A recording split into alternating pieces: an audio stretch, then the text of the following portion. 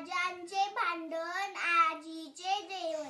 एक होती आजी, एके दिवशी पिशवी घेऊन ती गेली बाजारात. बाजारातून तिने भाज्या आणल्या आणि स्वयंपाकघरात एका टोपलीत भरून ठेवल्या. आजी बाहेर जाताच टोपलीतून बाहेर पडले एक वांगे. तेच म्हणाले, मीच आहे तुमचा राजा, तुम्ही माझे ऐकायचे. तोच भोपळास म्हणाला, मी मोठा आहेस म्हणून मीच आहे राजा.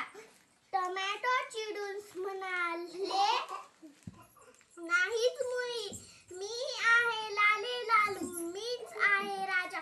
कांदाच म्हणाला, माझे एक का सर्व भाज्या चवदार करणारा मीच आहे राजा. गाजर आणि काकडी भांडण सोडवण्यासाठी धडपड करू लागली, पण कोणीच ऐकेना. तेवढ्यात आजी परत आली. तिच्या हातात विळी होती. तिने कांदा कापला, टोमॅटो चिरला, भाजी निवडली, धुतली, बटाटे उकडले आणि बनवली. झकास भाजी. भोपळा कापून भाजी केली, वांगे भाजून भरीत केले, काकडी चिरून कोशिंबीर केली,